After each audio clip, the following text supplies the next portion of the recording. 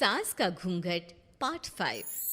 अब तक हमने देखा कि पंचायत के फैसले के अनुसार घर की सारी औरतें खंडहर में रह रही है।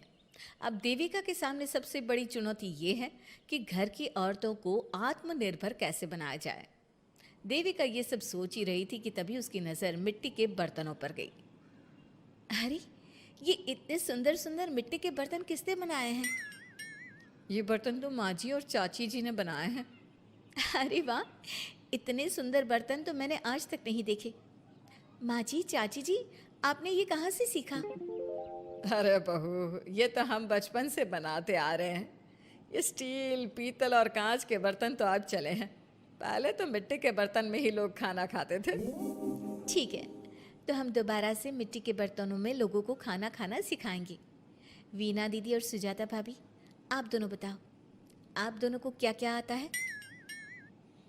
मुझे तो खाना अच्छा बनाना आता है। बस खाना बनाने के अलावा मैंने कभी कुछ किया ही नहीं। और वीना दीदी, आप बताओ, आपको क्या क्या आता है? पता नहीं, मैंने बचपन से यही सुना है कि लड़कियों को ये नहीं करना चाहिए, लड़कियों को वो नहीं करना चाहिए, इसलिए मैंने कभी कुछ किया ही नहीं। देविका, वीना को सिलाई, कढ़ाई और बुनाई बहुत अच्छी आती है। हाँ, आती तो है लेकिन बहुत अच्छी नहीं। बहुत अच्छी भी आ जाएगी। अब देविका और बाकी सभी औरतें गांव में सबके घर जाती हैं और गांव की सभी औरतों से मिलकर कहती हैं, भाभी जी, अगर आपको अपने या अपने घर वालों के लिए कपड़े सिलवाने हो तो आप मुझसे ही सिलवाना। बहन जी, मिट्टी का चूल्हा, बर्तन या मटका बनवाना हो तो मुझसे ही बनवाना। मैं और विमला दीदी आपके घर के सारे बर्तन बना देंगे। भाभी, आप कभी किसी काम में व्यस्त हो और खाना ना बना पाओ ना, तो आप मुझे बता देना, मैं आपके घर के लिए खाना बना दूंगी। वो क्या है ना, आप तो सारा दिन खेतों में काम करती हो और कभी कभी खाना भी नहीं बना पाती होंगी, इसलिए।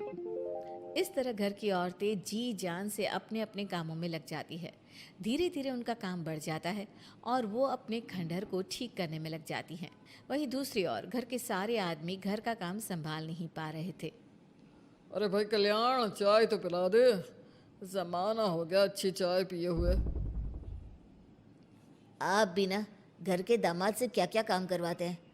अभी लाता हूँ चाय। कल्याण, तुम दामाद नहीं बेटे हो, इसलिए इस घर के सुख दुख, घर के काम और बाहर के कामों में तुम्हारा सहयोग तो होना ही चाहिए ना। इतने में कल्याण चाय बनाकर ले आता है। जैसे ही सचिन चाय पीता है तो उसके मुंह से चाय निकल जाती है। जीजा जी, ये क्या बनाया है, इतनी कड़वी चाय? इससे अच्छा तो करेले का जूस होता है। देख सचिन भाई, मैं तो ऐसी ही चाय बनाता हूँ, पीनी है तो पी, नहीं पीनी है तो अपने आप बना ले। मैं खाना बनाने जा रहा हूँ और अकेला नहीं बना सकता, आप में से कोई मेरी मदद करो। सचिन मेरी चाय की बुराई कर रहे थे ना, तुम जाओ अब खाना बनाओ। सचिन और मोहन दोनों खाना बनाने में लग जाते हैं। मोहन भिंडी काटकर कढ़ाई में छोड़ देता है और उसमें पानी डाल देता है। आपने भिंडी में पानी क्यों डाला? शायद पानी नहीं डलता, पता नहीं, लेकिन माँ ने कभी भिंडी में पानी नहीं डाला था। लेकिन बिना पानी के भिंडी बनेगी कैसे, मतलब गलेगी कैसे? बिना पानी के बनाएंगे तो चिपक नहीं जाएगी कढ़ाई से? पता नहीं, चलो देखते हैं कैसे बनती है भिंडी। भैया, कितने दिन हो गए ना अच्छा खाना खाए हुए। खाना तो सुजाता बनाती है, इतना मज़ेदार खाना कोई और बना ही नहीं पाता। सचिन और मोहन खाना तैयार करके ले आए। सभी आदमी खाना खाने लगे। खाना बना तो बहुत बुरा था, लेकिन किसी ने बिना कुछ कहे खाना खा लिया। तभी जोगिंदर ने कहा, घर की हालत कितनी बुरी हो रही है, जगह जगह जाले लगे हैं। 2 दिन से तो किसी ने झाड़ू भी नहीं लगाई घर की। हाँ, और घर में गंदे कपड़ों के ढेर लगे हैं। मेरे पास तो ये आखिरी कुर्ता ही बचा है पहनने के लिए। कल्याण, मोहन, तुम किसी नौकर को रख लो ना। हमने एक दो लोगों से बात की थी नौकर के लिए, लेकिन कोई घर में काम करने के लिए तैयार ही नहीं है। गांव के सभी लोग खेतों में ही मजदूरी कर रहे हैं। घर के सभी आदमी घर के काम में लगे रहते हैं, तो वो अपने खेतों पर भी ध्यान नहीं दे पाते और उन्हें हर महीने आर्थिक रूप से नुकसान उठाना पड़ता है। धीरे धीरे उनके घर की हालत खराब होने लगती है। एक दिन कल्याण सबसे कहता है, घर को तो औरत ही संभाल सकती है, हमारे बस का नहीं है घर संभालना। हमें किसी तरह से उस सब को वापस इस घर में लाना ही होगा। अरे कल्याण बेटा, पंचायत का फैसला था कि औरतें हमसे माफ़ी मांगे, लेकिन उन्होंने माफ़ी नहीं मांगी। अब हम उन्हें बुलाने गए तो उल्टा हमें ही अपनी अपनी पत्नियों से माफ़ी मांगनी पड़ेगी। हमें कोई ऐसा रास्ता निकालना होगा कि वो मजबूर हो जाए हमारे पास आने के लिए। बापू, उन सभी ने अपने अपने काम शुरू कर दिए हैं, क्यों ना हम सबके काम में नुकसान कर दे, इससे वो मजबूर हो जाएंगे हमारे पास आने के लिए। भैया, ये कैसी बात कर रहे हो? इससे वो मजबूर नहीं होंगी बल्कि और भी ज़्यादा गुस्सा हो जाएंगी। मैं तो बोल रहा हूँ शराफत से जाकर माफ़ी मांग लेते हैं।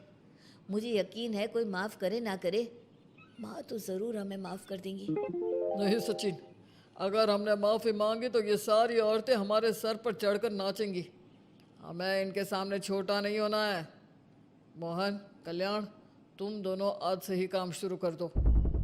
बस फिर क्या था, घर के सभी आदमी लग गए काम पर। मोहन और कल्याण रात को खंडहर में पहुंचे और उन्होंने सारे मिट्टी के बर्तन तोड़ दिए। उसके बाद वीना ने जो कपड़े तैयार करके रखे थे वो सारे कपड़े उन्होंने फाड़ दिए। सुबह जब घर की औरतों ने ये सब देखा तो परेशान हो गई। अरे, ये सारे बर्तन किसने तोड़ दिए? माँ, किसी ने मेरे सिले हुए कपड़े ही फाड़ दिए। ये हरकत कौन कर सकता है? और कौन करेगा भाभी, ये सब उन आदमियों की हरकत है। जब किसी तरह से हमें झुका नहीं पाए तो हमारे काम बिगाड़कर हमें परेशान कर रहे हैं। सभी औरतें दुगनी तेजी से काम में लग गई। उन्होंने दिन रात मेहनत की और उस खंडहर को महल की तरह बना दिया। उनके काम की तारीफ सुनकर दूर दूर के गांव से लोग आने लगे और उनसे अपना काम करवाने लगे। एक दिन सभी औरतें बैठकर खाना खा रही थी, तभी विमला ने देविका से कहा, देविका, हम कभी सोच भी नहीं सकते थे कि हम अपनी मेहनत से अपने लिए इतना बड़ा और इतना अच्छा घर बना लेंगे। देविका बहू, आज हमें इस बात का एहसास हो रहा है कि हम तो सिर्फ सांस ले रहे थे, जीना तो हमें तुमने सिखाया है। मुझे तो अब भी यकीन नहीं हो रहा कि मेरे पति की पहचान के अलावा भी मेरी कोई पहचान है।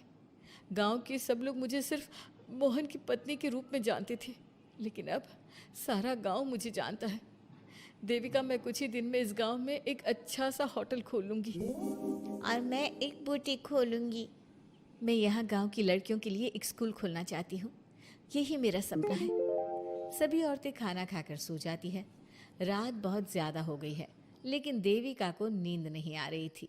तभी उसे किसी के कदमों की आवाज़ सुनाई दी। पहले तो देविका थोड़ी डर गई, लेकिन उसने हिम्मत करके उठकर देखा तो उसके सामने सचिन खड़ा था। सचिन, तुम यहाँ क्या कर रहे हो? कहीं तुम मेरा कोई नुकसान तो करने नहीं आए? मेरे पास तो किताबों के अलावा कुछ नहीं है, फाड़ना चाहो तो फाड़ सकते हो। देविका, मैं तुम्हारा कोई नुकसान करने नहीं आया हूँ, बस तुमसे माफ़ी मांगने आया हूँ। क्या? रात के अंधेरे में चोरों की तरह तुम मुझसे माफ़ी मांगने आए हो? प्लीज़ देविका, माँ और चाची को समझाओ कि वो बापू और चाचा जी से माफ़ी मांग ले और तुम सबको लेकर घर आ जाए। सचिन, तुम भी तो अपने बापू और चाचा को अपने साथ ला सकते थे ना, और माँ और चाची से माफ़ी मंगवा सकते थे ना। प्लीज़ देविका, मुझे माफ़ कर दो और घर चलो। कैसे माफ़ कर दूँ सचिन? तुमने मुझे मरने के लिए छोड़ दिया। अगर माँ और चाची हिम्मत करके मुझे अस्पताल ना ले जाती तो आज मैं और मेरा बच्चा जिंदा ना होते। ना तुम मुझे अस्पताल में देखने आए और ना ही अस्पताल से आने के बाद मेरा हाल चाल पूछा।